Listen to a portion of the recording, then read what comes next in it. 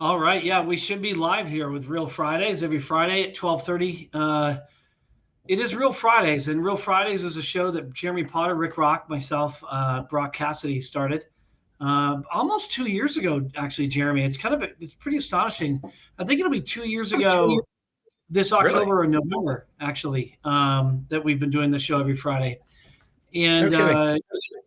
I think what's made this show pretty special to a lot of people in the industry is kind of the candid nature that we apply to the mortgage, housing, and real estate, really focusing on, I don't want to say crossing the line between what's private and what's public, but I would say that we walk that line in a way that provides people with an insider's view, leveraging our experience and our relationships and in the work that we do to give people insights as to what's going on in mortgage, housing, and real estate. Yeah. I I I think mean, what makes our show good? What would you say makes our show good? I mean, there's lots of ways to improve it, obviously, but I've been saying, like, what would you say that makes our show as special as it is? I like that we just jump on and have the conversation we would probably have anyway if there wasn't a broadcast happening.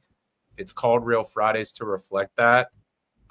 I don't know what the changing landscape of media looks like. I've always kind of joked that I want this show to be more like the Pat McAfee show than CNN's Crossfire, but Yeah, one is a reference to a modern media guy, and one is a reference to a 25-year-old show on cable that nobody's ever heard of. yeah, So that Tucker Carlson used to be on. So I mean, it's like those were the days when when there was yeah, actually because I like when there's a healthy debate in the industry. Over the last few years, there hasn't been that much of a debate. It's like there's a lot of like, yeah, everyone's agreeing all the time. And so like, I think this show represents a little bit of like challenging that. It's like, are we yeah sure we're all agreeing all the time? And then also just being willing to be informal and casual about, hey, I don't have it all figured out, but here's what I'm hearing, at least right now. Here's what it sounds like it means. Are you hearing the same thing? And I think a lot of people yeah appreciate the honesty and the candor of not trying to appear to be an expert in everything all the time. And instead just saying like, hey, we're putting the pieces together. We heard a couple pieces this week. They add to this larger view that may or may not help you as you manage your day, as you manage your business. no, And I like no. talking to people. I think one of the things that makes this industry interesting is there's a lot of people who see themselves as the CEO of their own business. Regardless of what brand you work for, regardless of what flag you fly, from a corporate perspective, I think a lot of people see themselves as, I have to be entrepreneurial minded. I have to look out for how I'm building my business within a business, especially as a salesperson in mortgage. And so to me, that's always been cool. It's great to have folks weighing in and commenting too. Hello, Clayton. Glad you're watching. It was great to be in Dallas. We had a good time at the Housing Wire AI Summit. Yeah, I And would say. I think. What was your take on the AI summit? Now that Clayton started watching it, what would you say were your highlights, and what would you say to be the the opportunities for it to improve? Like, how do they? Housing Wire has this way of always sort of having the challenge of outdoing themselves, because yeah, they keep doing pretty exceptional job in the organization and the content and the speakers and that kind of thing. How would you say that they can continue um, to outdo themselves as they as they evolve? I mean, this one in particular was a different makeup of the audience. So hearing from more CTOs, hearing from more product leaders, hearing from more decision makers that have to implement new vendor technology or product partnerships, I think helped a Yeah. lot. I mean, I thought it brought out a different combination of people. There were some usual suspects there. Rick, you and I are probably in the usual suspects category these days. And so there were some usual suspects, but I think there was also a lot of true decision makers. The one thing I would say is our industry is not creating AI solutions, right? We don't have a ton of software engineers who understand AI and are working in it all day, every day. We have technology people who understand the value and the benefit and who have adopted other AI tools like ChatGPT, Copilot, Gemini, Insert, whatever, and have shared with us how they use it. But if you're a CTO of a mortgage company for the last 10 or 15 years, yeah, you're not building AI yourself. You're yeah. understanding what Silicon Valley's doing and how it applies to our business. And so if that, yeah. So that's one group. So they're not AI experts in the sense of technology experts. They're AI experts in like, how do we apply it to our businesses, because we are seasoned tech leaders, so we can talk about it wisely. The other thing that surprised me, Rick, was there were more founder entrepreneurs there. Yeah. There were more grad students, young accelerator, types that have tools. After the panels, I was at the reception and spoke to a bunch of people who were, AI startup founders from the Bay Area or from wherever, who came to actually see how it applies in our industry, some with experience in our industry, some without. I think that's a good sign. It's an interesting sign. It's a good sign that they're going to waste a lot of money. Well, if they don't know how to talk to the industry, certainly. Yeah. Well, that's, because we've seen that time and time again. You raise a certain amount of money, and then they just go to conferences and kick the tires, and they really don't know where to begin. I think that's kind of the theme. I think how would you say they can improve? How would you say how does Housing Wire make not just the IMB conference better, but how about next year's AI conference? Because a year from now, if AI continues to evolve as I've read, I forget the name of the curve. There's like a Moore's law of AI evolution, and I think Brock, you and I were talking about this, where AI is compounding itself through every 3 months. Yeah. So it expands 4x every year or 400% a year, on itself. So how do they become better next year, and what does that look like? And I have some interesting ideas on the subject, but what would you say to me, Jeremy? Some less interesting ideas, but some ideas nonetheless. 2 challenges that I've identified. One is it's no longer a one-day event. Yeah. Because you have to get there on Monday. There's a dinner or some meetings you can set up, which I did, and I used it. It was valuable. But you're coming in on a Monday. That's a night in a hotel. All day Tuesday, if you want to experience everything and make the most out of it, it's 8:30 to 5:30 minimum. Yeah. And then if you're doing something after, or in my case, Dallas, I can't get a flight out of Dallas after 5:30 to get back to Detroit. So it was like, all right, I'll do the reception and talk to some people. It's a 3-day event anyways. And then I'm there Wednesday. So I'm like, as long as I'm here Wednesday, I'm not flying out at 6 a.m. I'll have some meetings in Dallas. So it's all valuable, but we need to just call it a 2 or 3 day event. That's like what it is at this point. Yeah. Or be more honest about programming and meetings, I think could be helpful. And then 2, I love the energy of the panels, because keeping it to 15 or 20 minutes keeps everybody rocking and rolling throughout the day. Love that energy. It is hard to talk about everything you need to talk about in 20 minutes. You got like an expert up there. You're trying to get the 3 key points out. That's 5 to 6 minutes a point and you're off, you're done. So it keeps everybody really energized, but it limits the specificity at which you can talk about a particular industry or problem. Yeah. I just to throw in a 2 cents, so it's not so much a monologue. I would say that I would be disappointed if next year the Housing AI conference, Housing Wire AI conference, was not an AI event itself, like the whole thing administered by AI. Where Clayton does an opening response or an opening session, and it's an AI bot of Clayton himself on the big screen. He's in the audience and asking the AI version of Clayton, what's on the agenda, what do people want to see, what are they looking for in a in the agenda of that day. Not sure what happened. How is this? What happened? We're I have back. administrative controls, man. I'm running wild back here. I got backstage access. You gave me backstage access. I can do whatever I want now. Get ready. It wasn't my fault I was late for once, by the way. I just Potter sent it in an unfamiliar format. like, what is happening right now? Like, so to me, the whole event, like one panel somebody said was, it would be great to have a whole session on the AI executive.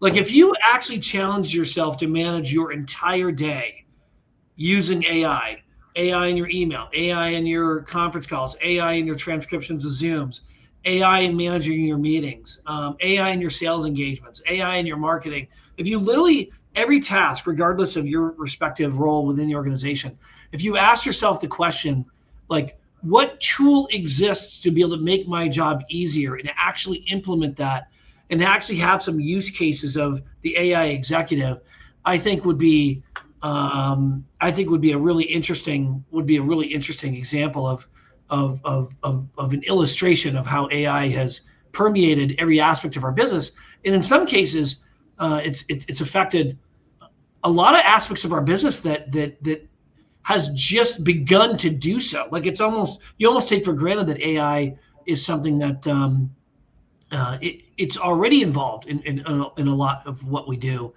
What was Clayton's? I'm down. We're going to run with the exec digital double idea shared by EXP. I think that's a great idea. I would love to have a version of Clayton up there, and then to be able to test it out.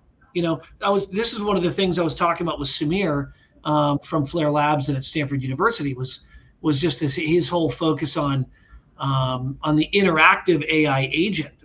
There could be literally a digital version of Jeremy Potter, engaging with his clients while Jeremy's engaging in person with other clients, but you're still being able to mind share with what Jeremy Potter has to offer. I think would be not only a great way of scaling our talents individually and our knowledge bases, but would be a great way to, express what AI and the power of AI and the efficiency of AI can really do. Imagine having hundreds of versions of Brock Cassidy out there. I mean, you know how many W-2s he could bring in? There could be. don't need that. No one does. But maybe a Potter. I don't know how many different jobs do you have right now, Potter? I'm already doing what Rick is saying. I just didn't want to admit it. I have 4 of me. There's me on another podcast right now talking about. You actually do that. Actually, you are on 3 or 4 podcasts. And so I just have already. By medium or by topic? Like, is there like? Yeah, I just didn't want everybody. Right. Yeah. I just didn't want everybody to know it. I have a content machine here in Detroit, and I've got avatars out there just cranking out opinions, hot takes. That's hilarious. So what else? So I know, Brock, you failed to actually attend the show in Dallas, Texas, disappointingly. But I don't know. I'm sure you have better things to do. You can explain to Clayton. What's that? I said I don't know if failed is the word. It sold out, and I was onboarding a bunch of new team members. So it sold out. It was sold out for me as well. I just showed up and it was innovative. I showed up and said, who did not attend, who did not show up, and I want their badge. And they were actually, it was amazing, because typically there's that ratio of, like, if you have 500 people registered, 350 people or so show up. They actually had more people show up above and beyond who registered. So everybody who registered showed up, was like checked in, clocked in, and then they had more people above and beyond that. So I am sure the George W. Bush Library at the campus there. Fire code issues. That's good. Absolutely a fire code hazard. Yeah. No, I love the completely safe the entire time. I just want to be clear. I was completely safe the entire time. I had ingress and egress the entire time, so it was fine. So why didn't you attend, actually, Brock? What was it just a lot of travel and you decided not to travel for that particular day, or did you have other work obligations? Yeah, both, all the above. Kind of a weird question. Like, don't go to most things. No. Look, it's hard to attend everything, right? Yeah, I go to everything. I'll go to Housing Wire IMB. I'll go to Lending Tree Summit. I'll go to MBA. I'll go to MBA IMB. I'll go to Acumen. I'll go to all the places where my clients are. it was kind of unclear to me what the audience of the AI Summit is. And I strongly thank you, Clayton. I strongly saying that I failed. I had a busy week myself. If you don't get a speaker slot for many years to come at the Housing Wire event, I'll be because that's who I work with. Yeah. No, it is on a startup budget. Yeah. Yeah. Look, it is tough, man. You are everywhere. You travel everywhere, and you're doing a great job with NewsHip, and I know there's a lot of travel coming up in the horizon here. But yeah, we're onboarding a new director of inside sales, who was a guy I recruited and worked with for a long time. So that was most of my week. And then we launched a couple new partner sites as well. So it was very like hands-on the internal business week for me. Yeah, that's well, what I think that's a wrap on the AI subject of the conference. I thought it was an excellent conference, by the way, and I do think that more use cases, more metrics, more data, more actual use cases, so people can visually see what AI is doing for organizations, and then the metrics behind it. I think would be really helpful, and because some of the demos I've seen are shockingly good. I was actually trying to get Samir to speak at this particular conference to actually do an illustration, an example of his solution, and they weren't able to fit him in. But I think if we had more use cases on stage of like what AI does for organizations, I think the better it is for people who are laggards could actually see. Like Samir was saying that it in many cases it can take maybe 2 or 3 weeks to deploy an AI agent, and I actually thought it would be much more expensive and a much longer period of time to unroll or roll out a particular solution. I think there's 2 things worth mentioning on that. One is I do think there was still some hesitation and concern on the part of it, IMBs especially, which is I'm being told I need to identify somewhere and just get started. That this is a like experiential process of using AI and applying it. But where do I start? If I knew the best place to start, I'd already be doing it. If I knew the biggest friction point in my process, I'd already be addressing it. So I am trying to constantly evolve and change, but everybody's telling me just get started and then walking away. It's like, okay, I need to get started. I recognize it, but like where? Started where? Yeah. Yeah. So I do think there was still a little bit of a disconnect of like, now I'm just on my own to decide where to start if you're that lender decision maker. Second thing I would tell you, there was a lot from stage around, well, I guess I'll put it this way. You can just do this. You can just get started with your own agent. Just get your own agent going. Just do it. And everybody, like half the audience was like the CTOs of lenders who have to control the policy and guidance. Yeah, you want to use your individual. You logged into your individual Chat GPT, creating a doc review agent. Like, oh, that's not. But there was mixed reviews. Like there was missed messages, Brock, on just do it, just set one up, just go do it. Sure. And then like half the audience was like, wait, not in my group. Like we need just to do it. Just not with any of the data that would make it useful. I actually like that though, Jeremy, because the problem is, and this is what I love about the internet, and this is what I love about AI, is that it's challenging sort of those who are the control beacons of power, control beacons of knowledge, control beacons of information, right? And because now all of a sudden information is disseminated. Marketing is no longer controlled by marketing. Legal is no longer really controlled by legal, because the information going to the lawyer to get advice is no longer as necessary per se, so long as you have an AI agent that's sort of plugged into the relevant knowledge bases. But what I love about this, it's literally planarizing information and front loading it to individuals to be able to make the most. I coined the term velocity of decision making. I think the ability to be as quick in making these decisions as possible, I think, is absolutely imperative. And it's going to be speed to lead, speed to decision, speed to ROI, speed to execution. Everything is going to be accelerated as a result of what we're doing with AI. But I think you can also recognize that it's a really complicated process to say, I want AI to handle knowledge management where it's generic, but not handle it where it's a sensitive legal issue that could actually implicate financial liability to the company. We'll just figure out where that line is in real time. It's like, no. So like there is real liability. The regulatory environment is still the regulatory environment. Plaintiffs' attorneys still exist. So like knowing exactly what AI can handle because it's generic guideline or generic information and save your expert legal people or expert policy people some time, great. But where's that line? That line's really hard. Otherwise, you just have people making legal decisions implicating the company on their own with their own agent. Yeah. Well, that just means the agent has to have, guidance and some guardrails around it, driven by, in-house counsel or, the organization. But,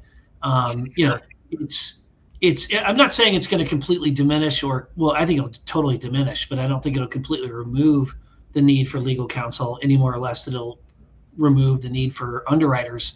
I just think it's going to get rid of most of them. So it's going to get rid of most lawyers and most. Yeah. Just on that exact point, Potter, you gave it for those of us that failed to attend, which I'm assuming is most people since it's a 500-person event. Your topic was on stage was that it was jobs that will be challenged, eliminated, whatever, hot topics of AI. So I feel like Rick was just going down that list. So why don't you, or what people imagine that list to be, can you share some hot takes from that for those of us that failed?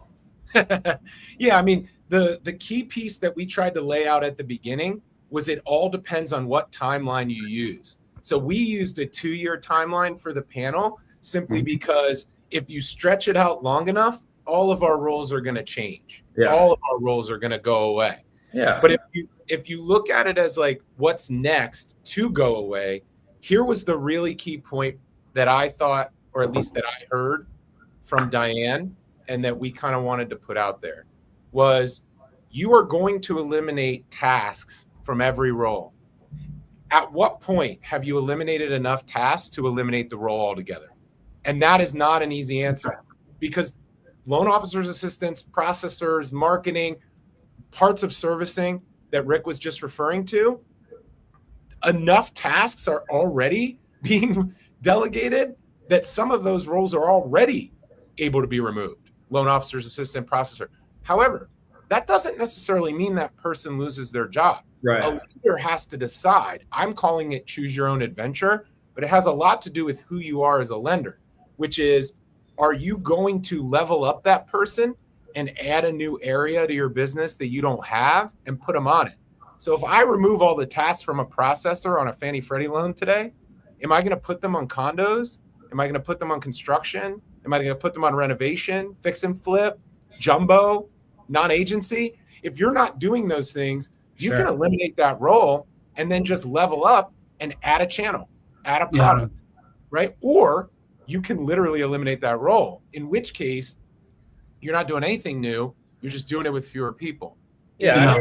Is it different? It's accelerated, obviously, but it's an accelerated curve, but is it a different curve than we've had over the last 10 years with rule-based automation, with workflow building, I think it's massively different than rules-based automation, because it's not an if then else. We're not. I'm not saying whether it's different or not. It's obviously it's like 100 times the pace, or 1,000 times the pace, or 1,000,000 times the pace. But is it the same curve where it's trying to eliminate the same things, or is it trying to eliminate different things? Right. I think it's.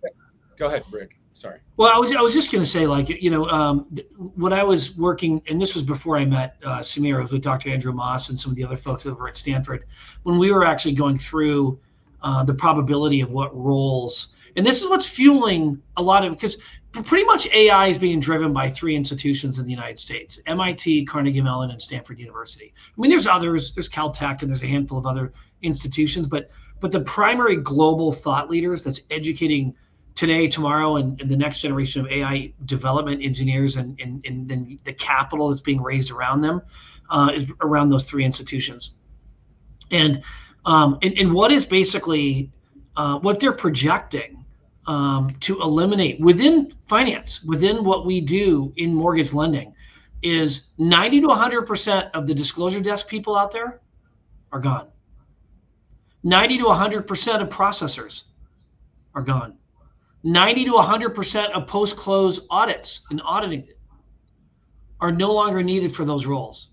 70 to 90% of underwriters are not needed, because if you have an institution that's doing 70% conventional, pretty much all conventional underwriting is going to be autonomous or autonomized. 50 to 70% of closers, 50 to 80% of servicing support, and 60 to 80% of compliance. And this is they actually suggested this to be in the next 3 years. I actually extended this to the next 5, just understanding the knowledge curve of adoption, how banking is somewhat, a laggard kind of industry. But this is staggering. This was one of my more popular posts I did on LinkedIn, largely because it's something that I think we as leaders need to figure out how we're going to repurpose people. Like at NFM, the conversation has been focused on, look, we want to grow to 15 billion. We're going to keep the people that we have. As we grow, we won't necessarily need more people to support that growth. We're only anticipating maybe 15, 20, 25% additional costs to double or triple the size of our organization. Okay. But it's hard to say that AI is not going to take our jobs. AI is 100% going to take people's jobs. It's going to eliminate the applicable roles within an organization as an organization, grows.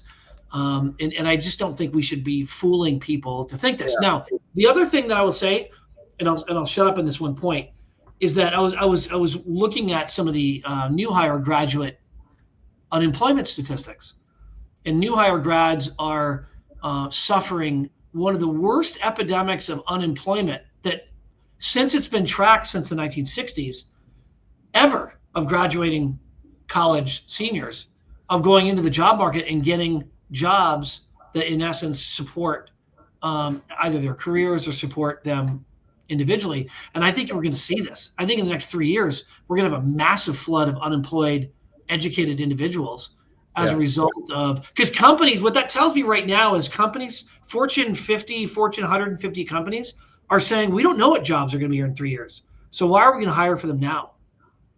Well, also, the job description of the entry level is now capable of being done by a computer, by AI. So like, how am I going to think about entry level jobs when the tasks of the entry level to get the experience to be a strategic leader, you don't have to go through that ladder anymore. Marketing. My first several jobs that got me adjacent and then in the industry, I guess, were around like basically playing with data that people use AI for now, right? It was a mixture of BI and data cleansing and research that then, 5% of the time turned into being in the room for an interesting discussion. And then like my career jumped off from that 5%. So now people are, can do the 95% with AI or more, probably way more. And then, but then, you don't get that opportunity to get your foot in various doors as an entry-level person the way even I did, But the real question you're asking, Brock, which Rick said, but I think we need to dig in deeper. You're saying, what is going to be different about this technology and this change management that will break the habit of mortgage leaders, specifically lenders, who didn't fire when they had regular automation over the last 15 years? Yeah, that's kind of that was. Why would they downsize now? To Joseph's point about the FTEs, we've known this since business process outsourcing was a thing. We've known this since cloud was a thing. We've known this since analytics and data science was a thing. 70, 80% of those jobs got automated 8 years ago. 8 years ago. So what's going to be different now is Brock's question, Rick. We know that it's capable of taking those jobs, but somebody's got to have the guts. And I don't mean guts because it takes, I'm not saying it's a positive or a negative thing. I'm saying objectively it takes courage, and you have to look at it. are these leaders going to actually eliminate those roles, even when we know the technology is capable of that? That's actually the question my panel was asking. Right. Was if you do this right being lower cost, more efficiency, more use of technology, and I'm not saying that's right or wrong. I want to be clear on this. I'm saying from your strategy, what is your strategy? If you do it from the beginning and you review everything and you modernize, you eliminate all those roles, are you going to then turn around and actually eliminate them? Because we know it's possible. We haven't yet. So what did Joe Daleen, who, how do you pronounce his last name? Is it Daleen? He's now going to have to weigh in. For like 20 years. Right? I've always called him. He's always been super active in the NBA. Bring him on stage. Leadership boss. Is he even? Send him a link. Send him a link. How do I? Oh, well, I'm just curious. What he means by 64% of cost. Okay, Joe, if you message us somewhere somehow, your email address, I'll send you a link. But when he says 64% of the FTE, what does that mean? What is the pride of Marquette University? What does the pride of Marquette University mean by that? He was a graduate at Marquette in 1986. Shout out to Marquette. But what does that mean? Is it saying that in essence that it's going to cost compress? It's going to reduce. So you could, So if you did automate the roles that you listed on screen a minute ago, could you lower the cost of production, manufacturing 70%? And if you could, where would that money go? Would you put it in the rate sheet, or would you just put it in shareholders' pockets? Founder, shareholder, or you do what everyone's done and hire someone into some new role that's trying to skate to where the puck's going. Like what, for decade, for all the time I was there, Potter, we saw 100 different versions of Rocket always having a job for someone. Now they seem to be doing layoffs the last few years. Like obviously the market's changed, but for many, many years, they said anyone that wants to be a banker can. Anyone that wants to work, anyone that wants to be a coder in school. There was always places that had a gap that they could backfill people off to. Not about Rocket, but about any organization. Like where do you need to backfill now? Is there anything? And that's another version of my question, Jeremy, of like, was there a conversation about where do we put all these people that were in operations roles and have this skill set and are really valuable to our organization for, whether it's, or maybe they're not, some of them are certainly, is there a place to put them to skate to where the puck's going? Like there has been, is there a prevailing view on moving them to influencer marketing or moving them to doing certain types of research to feed the models? Like it won't be a fit for everyone, but is there a pipe dream of where to move people? Who is getting hired? Well, I don't even think hired like that. I wouldn't call this entry level. No, that's fair. My number one recommendation would be you pick out the next product you've always wanted to do, put them on that, get them really good at it, and then automate them out of that, and then do it again. So the reason I keep bringing up condos is there aren't enough of them. There should be more of them. And as an industry, we're really bad at it still. So to me, that's my perfect example. That's my perfect example because we should be better at it than we are. And I think that's what I would advise. I think prompting AI is a great job, actually. Still getting good at prompting AI. I think the merge of data science and AI is an untapped area. We had a big trend 5 years ago about data science. Who's your chief data scientist? Hire as many data scientists. There was like a gold rush for data science talent. And then this pendulum swung to AI. It's almost like we forgot all the data science people we hired. So I would actually say there's probably a cool product suite and innovation center around the merger of data science and AI. And I think what that should do is increase the mortgage industry's speed and advocacy for ourselves. Like I can't stop being annoyed for some reason. It just is under my skin. I can't stop being annoyed that we keep talking about credit reports and trigger leads and all these tiny little things that are crumbs in the overall scheme of what's the future of financing a house in America. What does actually financing wealth creation of residential real estate fucking look like? I mean, sorry to use that, but like, First time an F-bomb on Real Fridays. Holy cow. Yeah. Jeremy, settle down, for God's sake. Like we're spending all of our time and effort on $13 here and $30 here. And meanwhile, people don't realize that our lenders, our members are sending cash to closing tables in every jurisdiction, nationwide, every day, all day. Like we're better than cash. The cash buyer in Orange County, the cash buyer in Scottsdale has to call 7 people to move money around to get the deal done to buy the house in cash. Our lenders are sending that money every day, all day to every table, everywhere. We can do it digitally. We could close loans digitally in every jurisdiction. Frankly, I think that might be a little bit of an exaggeration, but I'm saying it to be provocative. Like, and what are we advocating for? We're advocating for like this little thing here and this. Like, we should be talking about how this industry is the fastest, best way to beat out other buyers of homes. If our money, if our offer, if our system is used, you will win the house. You will do this.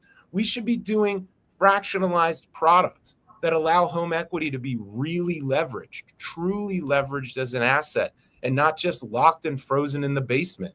Like, that's the stuff you should be putting people on, Brock. We should be out there. You should be pounding the pavement with advocates for where the growth and business development of this industry is going to come from. We should be knocking down doors on Capitol Hill and in state offices with people who say, I was a processor for 20 years. I was an underwriter for 20 years. Let me tell you about how our product is better, different. Our industry is there for you. We are a trusted backbone of real estate in America. We're not doing any of that shit. So when people want to talk to me about like what AI is going to do, go ahead, save yourself $13 somewhere in your process. But the stuff we should be doing should be passionate, energized advocacy for mortgage as a solution for home buyers and homeowners. And we should be telling real estate about it. We should be telling and real estate as a solution is equally, and we don't do any of that. We don't do it. We talk to ourselves.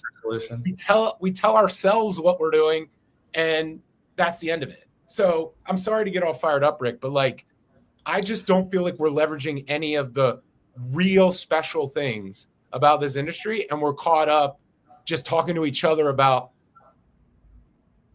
relatively average things. Well, I mean, look, we're also stuck in context. We don't do this in a vacuum, right? And so, I mean, and you know this as a lawyer, right? You operate within a context that you're given. And, you know, we have Taylor and the CHLA, and we have the MBA with the Mortgage Action Alliance and their call to action efforts to engage with, you know, Congress and members of elected members on the federal level and state levels to advocate for specific sort of priorities. I agree with you that those priorities tend to be fairly incremental as opposed to disruptive.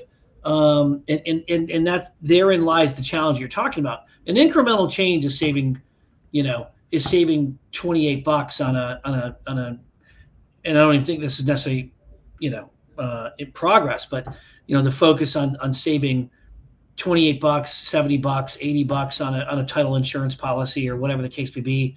Yeah.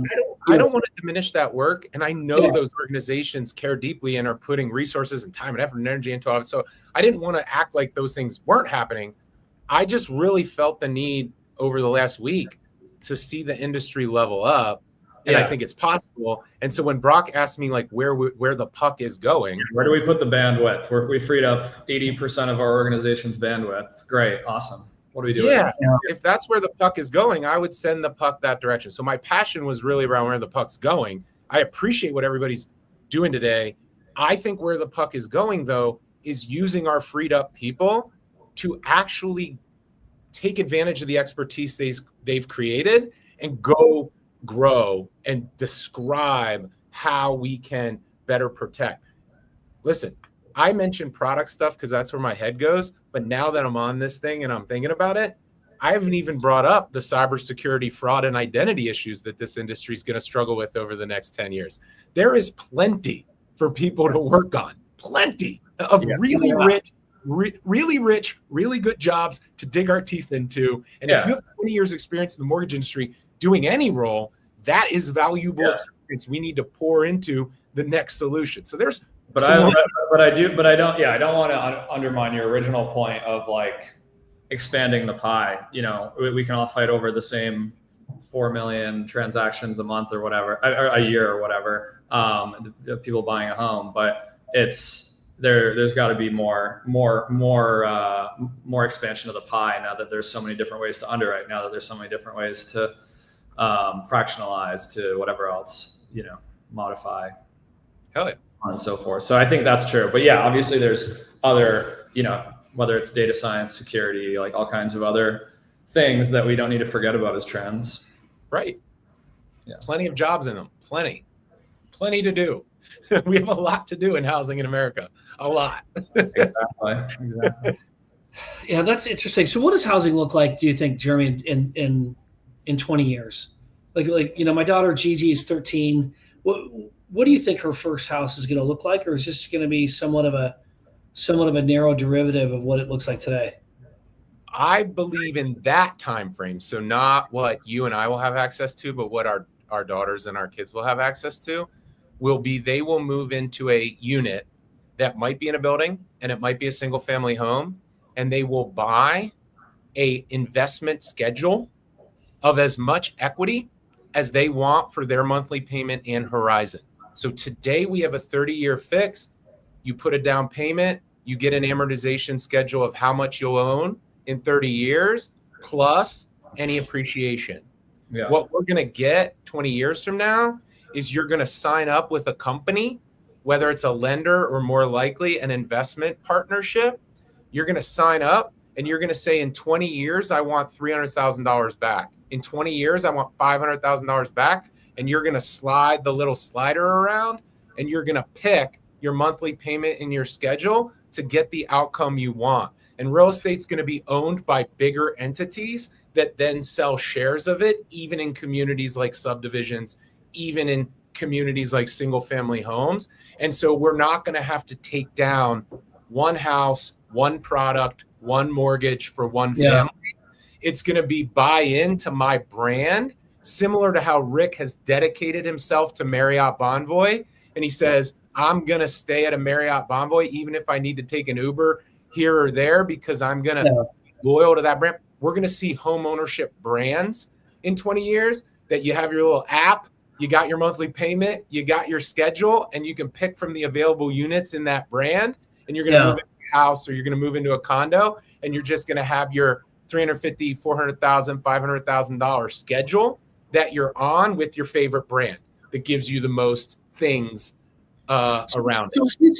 It almost sounds like a combined solution, and we see precursors of this now between Crib Equity and Picasso.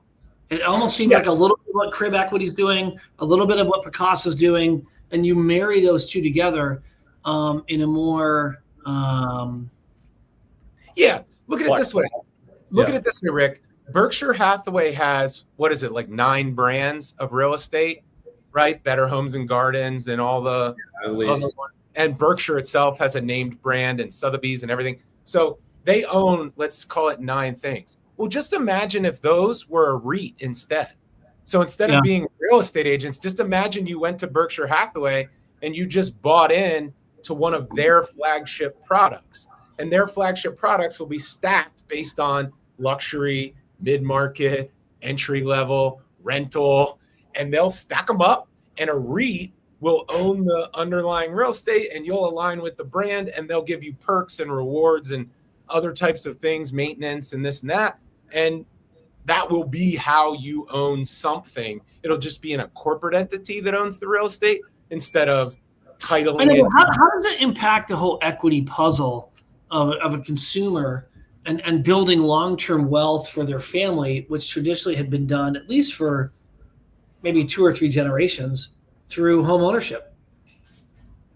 You will have liquid shares in corporate America, and you will pass those down or liquidate them and turn them into a different asset when you pass them down. The positive spin would be that there's much more flexible ways to do that, and a lot more steps on the stairway or the escalator up. I think the negative read on that is what people always talk about with like Wall Street outbidding a single family home and turning it into a million shares and floating it on the market. But like Brock, the truth is both. Yeah. Brock, think about like the silver tsunami right now of seniors aging in place who either have 5 years left on their 30-year fixed mortgage or have paid it off, right? Yeah. And what do we tell them? Good luck. You have this asset that will only be valuable to you when you die. Yeah. Great. Good. 80% of your net worth in this thing. And probably not the right place for you to live anymore. We'll get you a HELOC if we want more debt and you want a monthly payment.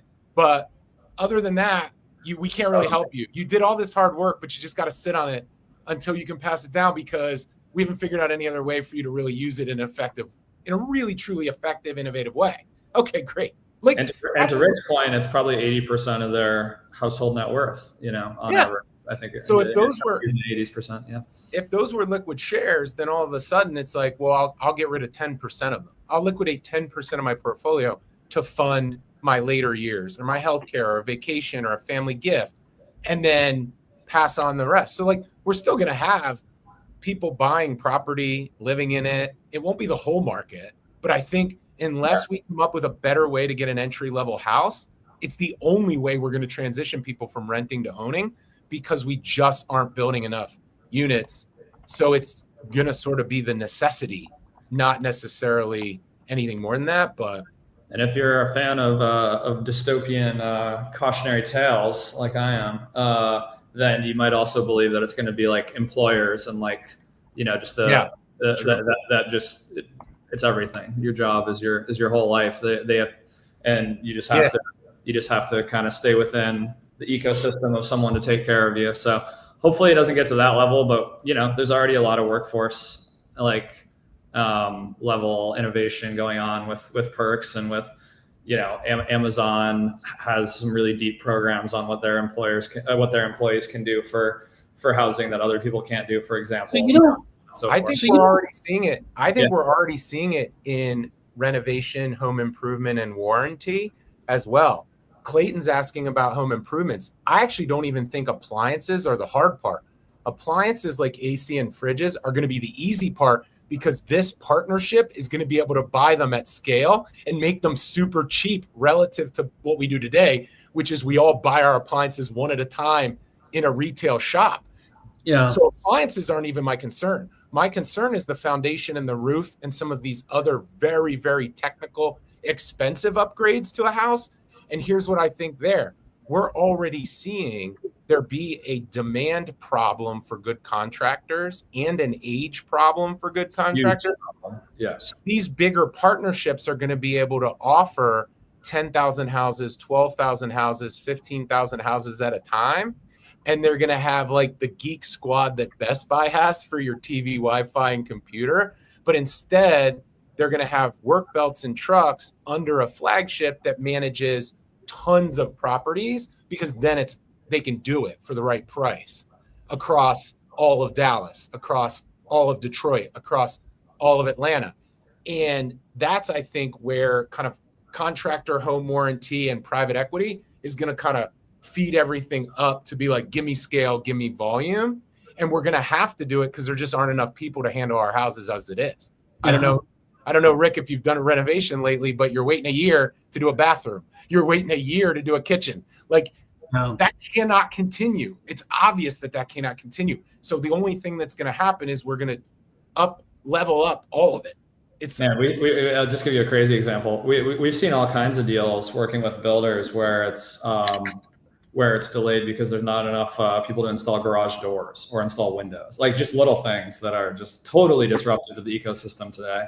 So, I think we're describing the problem in housing in general because it's so fractured.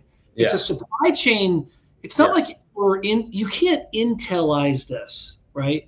Where Intel kind of controls the entire supply chain of all the piece part manufacturing when they when they construct the integrated circuit, because it's so fractured.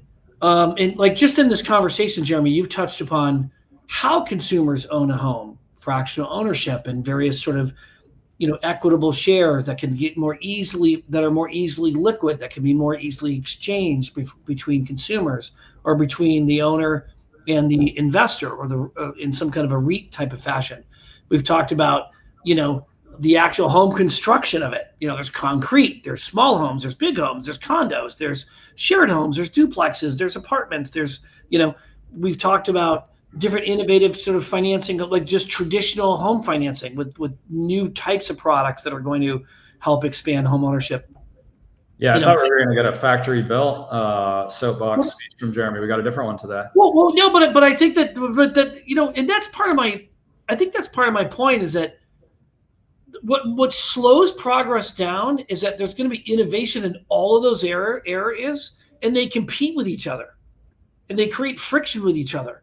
Because I do think I'm much more, because things that are more like, I think more of what is an extension of today is more realistic, like prefabricated homes, more innovation around condos, and more innovation around home construction and concrete, and shortening the time cycle from a 6 to 9 month build to a 30-day build of a home, right? Rezoning and redistricting types of strategies to be able to put homes in new, redefining what a suburban community looks like. Those types of things seem a lot more realistic. But then again, Picasso and fractional ownership and what Crib Equity is doing is outstanding. Like that answer sort of checks the box of access to home ownership through innovative ways of transacting, the asset. Yeah, I think all of those things that you mentioned are areas that I work in today, because I do think those things would divert or change the future that I described. I think if you put me on the spot and said 20 years from now, what's most likely?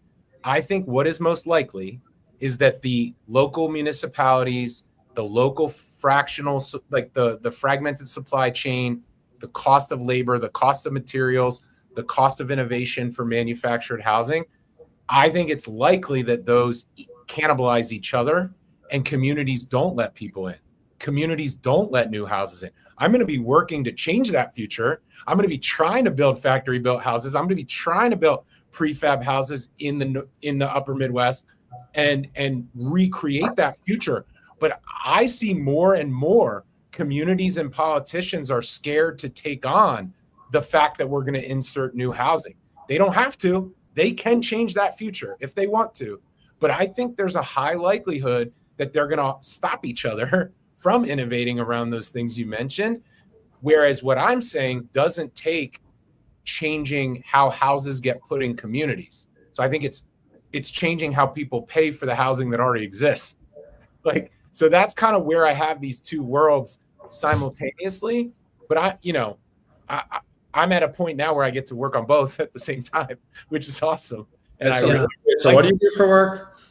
I do exactly that, Brock. I come on shows and annoy the shit out of people just to try to get them to think differently. And then my hope is that they invite me to partner with them on their next project. And I think that's critical work. I mean, it's. I wasn't that curious of a question, Rick, but yeah. Because there's a number of pieces that need to come together, and sometimes it takes, and we get so functional in our silos, our respective, especially in mortgage lending, people get so functionally. I think that's why the redefinition of the landscape between broker, independent mortgage bank, and depository, a lot of those traditional lines are being erased and redefined. And I think it takes somebody who knows a lot about each of the verticals to sort of pull them together. And that's why I do love what you're doing, Jeremy, because I think it's necessary and it's important, because people like Sky at Crib Equity, he doesn't know the process. He hasn't lived in the process that you've lived in with Rocket and your in Norcom and the days of being a traditional mortgage banker, if you will. But he knows how to fractionally assign ownership and be able to pull the capital together to make home ownership more accessible to consumers who otherwise can't fit the traditional molds. So I think being able to be a conduit to all those pieces of the puzzle, I think, is a really, really valuable job to have in today's environment.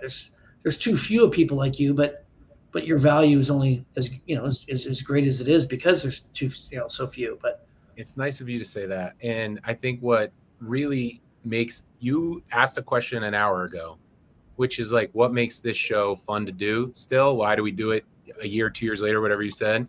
And I think it's because I do think people want to hear and do appreciate getting challenged and saying like, what is the thing that could make me make one change today that enables some flexibility in that future? What's one change I can do today to inspire my team that we're on the right path?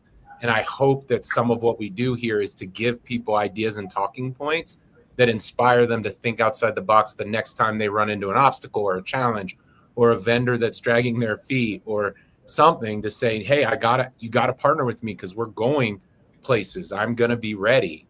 And that's kind of who we talk to. But that's bringing it full circle. There's definitely innovation that's happening, and there's definitely a lot of things that are happening in the business. In a lot of these, a lot of change in the industry tends to extend from the people in it and the leaders in it, obviously. And so I think to look at tomorrow would be to look at who the key leaders are emerging today, right? Who's emerging up and who's exiting out. I do have to give a shout out to Jeff Walsh, who's the president of Loan Depot. Just an incredible leader, has had an incredible tenure at Loan Depot. He started with Loan Depot in 2012, and he, to have a leader like that, he's retiring. He announced his retirement today. In fact, it broke through Housing Wire. But as you look at Anthony, him coming back, and I point to Loan Depot because here's an organization that's at the top, right? Through themselves and through their wholly owned subsidiaries and some of their builders, they're probably the third largest retail lender and originator in the United States. Just a massive, impressive organization. And when you look at people like Jeff that are exiting out, you look at Anthony coming back in. Anthony's brought in some really strong tech innovators to redefine what that mortgage experience looks like. Because Anthony's impatient. He's a really aggressive, very impatient guy. I've never met him myself. This is through people that I know who know him very personally.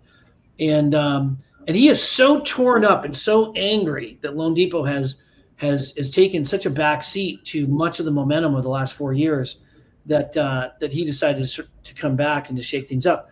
I promise you, with what they've done with the integration of Mello, the integration of the consumer experience, and the disruption, they are probably the closest to Rocket that we have in the IMB space, outside of Rocket being Rocket, right? And I do see him shaking things up in a very innovatively different kind of way, and I'm looking forward to see who replaces Jeff Walsh and who. It won't be me, obviously. So I'm not pitching for that. You weren't breaking news. I thought you were about. I thought you were saying it was news or some shit. No, it wouldn't be. That'd be a great job to have, though. I can tell you. But if Anthony, I was wondering where this was going to end. I thought it might be there. That share would understand. NFM would completely understand. But what I would say is that I admire the organization as a competitor. They're doing a great job. They're doing a fantastic job. But I also see a lot of other companies that are emerging and rising. I think to this occasion. I am hoping that Crib Equity can make their way into the mainstream product line. Because I think it's talking about it. Fully approved with the non-agency investor, ready to originate shared equity purchase loans. So if you are already doing business with the Verises of the world, we want to put Deep Haven on that list. So definitely you could be doing a shared equity purchase product. It's really strong. Just throwing that out. How do I invest on the investor side? Yeah, right. Exactly. Let's get you in. Let's get you in on the Crib Equity marketplace for the investor side. We can do that, especially as a big startup fintech angel investor in Boston, man. You are on our list of high rollers. I was excited to hear you guys mention. You guys said it offhand, but it's exciting to me that you mentioned that all these startups were getting out to the Housing Wire event.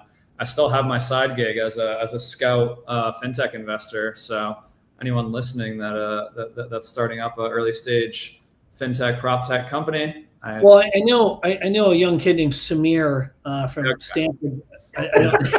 Yeah, we know you own 51% of his company or something. I do not. Yeah. A much smaller piece, but Good to see you guys. I got to run. Have a great weekend. Good to talk to you. Great. Take care. Happy Good Fridays. And Brock, always good to see you, man. I'm looking forward to seeing you at the next conference. The three of us have to get together, and the next one we'll be at is the New England Showcase in Newport, Rhode Island in the middle of September. So sounds good. All right. I'll talk to you later, Rick. Take care, brother. Good job.